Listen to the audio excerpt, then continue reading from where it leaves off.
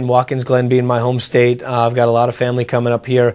The boss certainly wants me to win, and it's one of our cars anyway. We're going to have a handful of cars up there at TRG this weekend. It's always important. You get a win, you get momentum, and we've just had some really bad luck this year.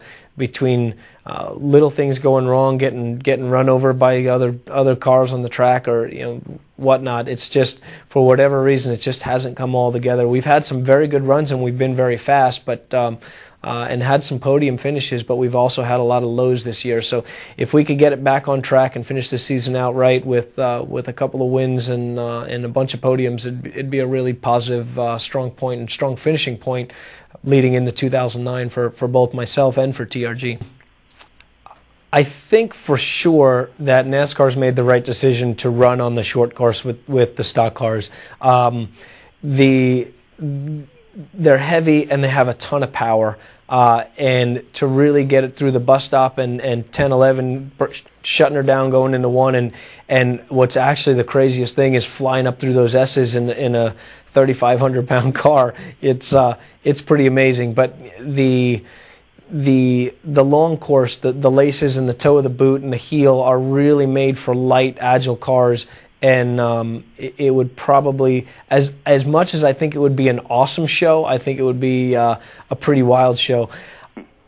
So many other tracks get 2 races a year. I would love to see 2 races a year at Watkins Glen, one on the long course and one on the short course. For me, it's fun driving prototypes and GT cars on the long course.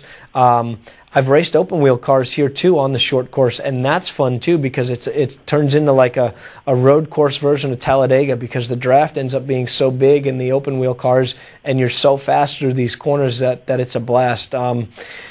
It'd be really tough to pick a favorite. I've had some wins on the short course that have been great, and some wins in the 6 hours. We won the 6 hours of the Glen twice, and those were both times on the long course. So that's a tough one. That's a tough one. The outer loop is much more fun when you're running the short course as you continue around through there, because you're really carrying the speed there, and that makes turn 10 completely different than when you normally run the long course too, because you're arriving going like almost 100 miles an hour faster probably. So they're both a lot of fun. We will run the same shocks and the same springs. We're essentially setting the car up, springs and shocks for the bus stop, to tell you the truth. That's where we're going to get the most amount of travel. That's where we're hitting the most amount of curb. We're going to be, our downforce settings will be a little bit different on the Porsche on the short course as opposed to the long course. That's about it, and we'll probably gear turn 1 a little bit differently, because we don't have to compromise with the slow corners that we have in the toe of the boot and the heel.